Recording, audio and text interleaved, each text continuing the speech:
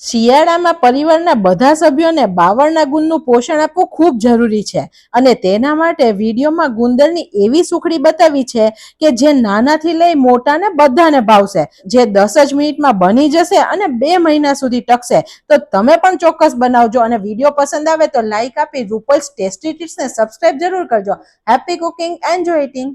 Friend, સૌથી પહેલા આપણે એક માપ જોઈ લઈએ. 1 કપ ઘઉંનો ઝીણો લોટ લીધો છે, જે રોટલીનો છે તે.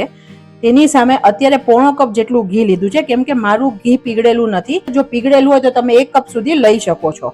અત્યારે આપણે બદામ, કાજુ, પિસ્તા અને અખરોટ બધું 1-1 મુઠ્ઠી હોય તેટલું લીધું છે. એપ્રોક્સ 1/4 કપ લીધું છે. આ બધું આપણે તેલ ના નીકળે તે રીતે ઓન ઓફ કરતા પલ્સ મોડ પર ગ્રાઇન્ડ કરી લઈએ. આપણે આવું કરકરું ટેક્સચર રાખવાનું છે, જેથી તેનું તેલ છૂટું ના પડી જાય. એક જાડા તળિયાવાળું પેન લેવાનું. ગેસની ફ્લેમ એકદમ સ્લો રાખીએ. જે માપનું ઘી લીધું તેમાંથી 2 થી 3 ચમચી જેટલું ઘી એડ કરીએ. ઘી ગરમ થાય એટલે આપણે આ બાવળનો ગુંદ જે આવે તે 2 ચમચી એડ કરવાનો છે. તમે જોઈ શકો છો આવા નાના ટુકડામાં ગુંદ આવે છે, જે લેડીઝ અને જેન્ટ્સ બંને ખાઈ શકે છે. આપણે 2 ચમચી કાચો ગુંદ નાખવાનો છે, એટલે તળાઈને ઘણો બધો ક્વોન્ટિટીમાં ગુંદ બનશે. ઘી ગરમ થયું છે કે નહીં તે ચેક કરવા માટે એક ગુંદનો ટુકડો એડ કરીએ. આપણું ઘી હજુ ગરમ નથી થયું, કેમ કે તરત જ ગુંદ ઉપર નથી આવતો. હજુ આપણે 1 મિનિટ માટે તેને થવા દેવાનું. આપણે અત્યારે 1 ચમચી જેટલો ગુંદ એડ કરીએ છીએ. બહુ વધારે સાથે એડ નહીં કરવાનો, નહીં તો તેને ફૂલવાની જગ્યા ના મળે. ફ્રેન્ડ્સ, આ ગુંદના ખૂબ હેલ્થ બેનિફિટ છે. ગુંદ ખાવાથી તમને કમરનો દુખાવો, સાંધાનો કોઈ પણ દુખાવો હોય ને તેમાં ખૂબ રાહત મળે છે. આપણે શિયાળા સિવાય આનો ઉપયોગ નથી કરતા, તો શિયાળામાં ભરપૂર પ્રમાણમાં ખાવાનો. અને આને આપણે સેજ ગોલ્ડન તળવાનો, કેમ કે અંદરથી કાચો રહેશે ને તો તે દાંતમાં ચોટશે ખાતી વખતે. તો પૂરો સરખો ફ્રાય કરવાનો.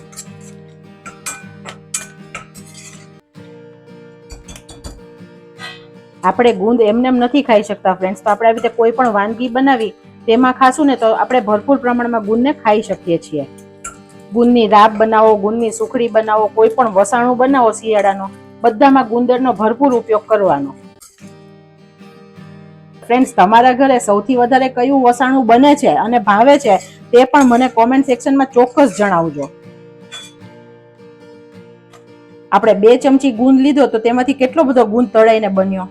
હવે જે ઘી માપનું હતું તે એડ કરી દઈએ. ગેસની ફ્લેમ એકદમ સ્લો રાખવાની છે. હું 1 ચમચી ઘી રાખું છું, પછી જરૂર પડશે તો એડ કરશું.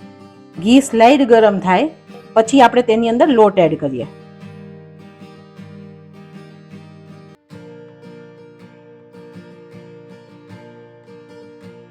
તમે જોઈ શકો છો લોટ કોરો હતો તો લોટે અત્યારે બધું ઘી એબ્ઝોર્બ કરી લીધું છે અને તેનું ટેક્સચર પણ એકદમ ક્રમ્બલી થઈ ગયું છે. હવે લોટ શેકાયો કે નહીં તે 3 રીતે આપણને ખબર પડશે. લોટનો કલર ફરશે, લોટમાંથી સુગંધ આવશે અને ઘી છોડી અને લોટ હલકો થઈ જશે. જે અત્યારે છૂટો છે ને તે સરસ હલકો થઈ જશે, એટલે આપણને ખ્યાલ આવશે કે લોટ શેકાઈ ગયો. હું બચાવ્યું હતું તે ઘી પણ એડ કરી દઉં છું.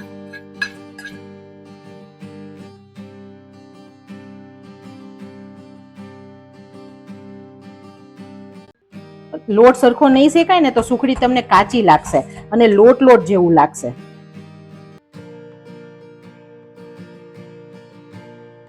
હવે તમે જુઓ ધીરે ધીરે લોટ શેકાવા લાગ્યો છે, તો થોડો હલકો પણ થતો આવે છે અને થોડું ઘી પણ છૂટું પડે છે, પણ હજુ કલર બદલાયો નથી. તમને મેથી પાક કે કોઈ અઘરા વસાણા ન આવડતા હોય ને તો આ સુખડી એટલી સહેલી છે કે કોઈ પણ જે નવી રસોઈ શીખતું હશે ને તે પણ પરફેક્ટ બનાવી શકશે, અથવા એબ્રોડ જે લોકો રહે છે તે પણ ગુજરાતી વસાણાનો સ્વાદ માણી શકશે.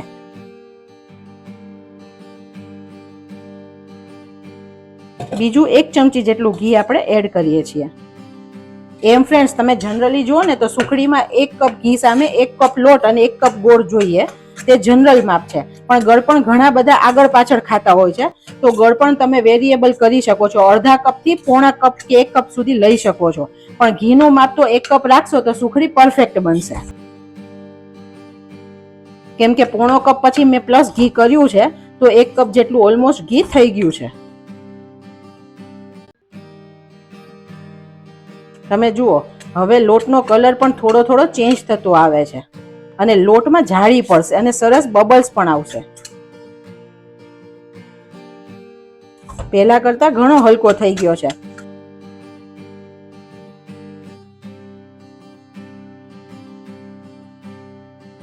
સુખડીમાં એક જ જગ્યાએ આપણે ધ્યાન રાખવાનું છે, જ્યારે આપણે લોટ શેકીએ, લોટ પરફેક્ટ શેકાણો હશે તો આપણી સુખડી હંમેશા પોચીને પરફેક્ટ જ બનશે.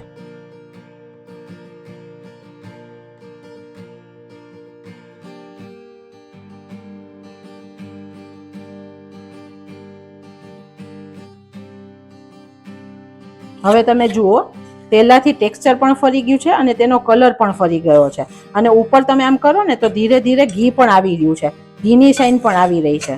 અત્યારે લગભગ 5-6 મિનિટ જેટલો સમય થઈ ગયો છે. હવે ઘણા બધાને એવો પ્રોબ્લેમ હોય છે કે સુખડી ચવડ બને છે, કડક બને છે, તો આજે આ બધા પ્રોબ્લેમનું આપણે સોલ્યુશન કરીએ. અત્યારના સ્ટેજે આપણે રૂમ ટેમ્પરેચર વાળું દૂધ ઉમેરીએ છીએ. 1 ચમચી દૂધ નાખવાનું. દૂધ નાખશો એટલે સરસ અંદર જાળી પડી જશે અને આ દૂધ બળવા દેવાનું. આપણે દૂધ નાખવાથી સુખડી એકદમ સરસ સોફ્ટ બનશે અને તેમાં માવા જેવો સ્વાદ આવશે. સુખડીમાં પણ બધું દૂધ પહેલા 1 ચમચી નાખ્યું તે બળી જવા દેવાનું.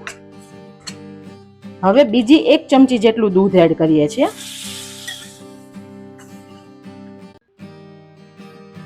હવે દૂધ આપણું બળી ગયું છે. ગેસની ફ્લેમ આપણે બંધ કરી દઈએ. ગેસ ઉપરથી આપણે સુખડીને પહેલા ઉતારી લેવાની છે. હવે તેની અંદર આ ડ્રાયફ્રૂટનો પાવડર એડ કરીએ.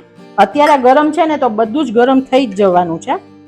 અડધા કપ જેટલું સૂકા નાળિયેરનું છીણ એડ કરીએ છીએ. 1 મોટી ચમચી સૂંઠ પાવડર એડ કરીએ છીએ. મારો ઘરનો છે તો ઘણો સ્ટ્રોંગ છે તો મેં 1 ચમચી નાખ્યો છે. તમે 1.5 ચમચી સુધી નાખી શકો છો. 2 ચમચી ગંઠોડા પાવડર એડ કરીએ છીએ અને ગુંદ છે તેને આવી રીતે થોડો દબાવી દઈએ, જેથી ખાતી વખતે બહુ વધારે મોઢામાં ના લાગે.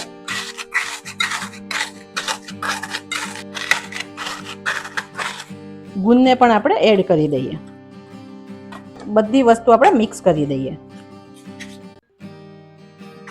અત્યારે લોટ ગરમ છે તો આ બધી વસ્તુ સરસ શેકાઈ જ ગઈ છે.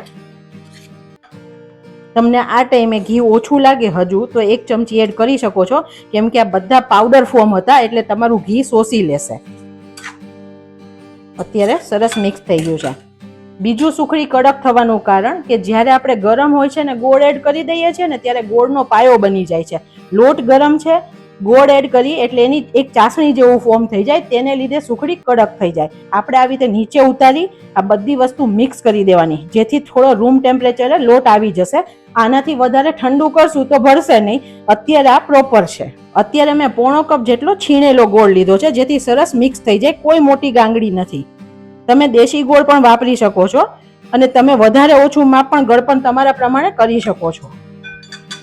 સરખું હવે મિક્સ કરી દઈએ.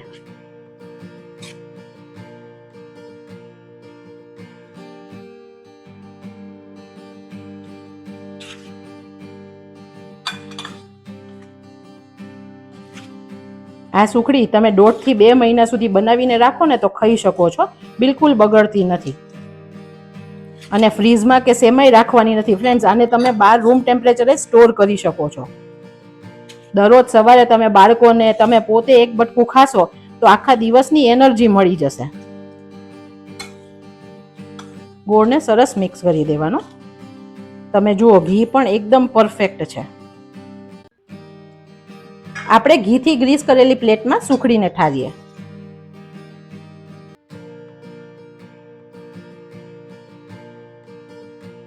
વાડકીના પાછળના ભાગથી તેને દબાવીને ઈવન કરીએ. સાઈડ્સથી પણ આવી રીતે દબાવીએ, જેથી ભૂકો ભૂકો ના નીકળે. વાવ ફ્રેન્ડ્સ, એટલી મસ્ત સુખડી બની છે. શું સરસ સુગંધ આવે છે અને ઘી પણ એકદમ પ્રોપર છે. નથી રેલો નીકળો, નથી એકદમ ઓછું ભૂકા ભૂકા જેવું લાગ્યું. પરફેક્ટ ઘી છે. ઉપર બદામથી ગાર્નિશ કરીએ. બદામને થોડી થોડી દબાવી દઈએ. આપણે અત્યારે હમણાં ઉતાવળ કરીને પેલા કટ નહીં આપી, 2 થી 5 મિનિટ તેને સેટ થવા દઈએ. હવે આપણે સુખડીના કટ આપીએ. કેટલું ઇઝીલી સરસ ચપ્પુ અંદર જાય છે. બિલકુલ હાર્ડનેસ નથી. તમે જોઈ શકો છો. જો સરખી ના હોય ને તો તમારે અત્યારે પ્રેશરથી અંદર ચપ્પુ નાખવું પડે. જેથી સરખી રીતે પીસ પડે. જોતા જ મોઢામાં પાણી આવી જાય ને એવી ફ્રેન્ડ સુખડી બની છે. ટોટલ અત્યારે ફ્રેન્ડ્સ આપણે 1 કપ લોટ લીધો, તેનાથી આટલી સુખડી બનીને રેડી થઈ છે.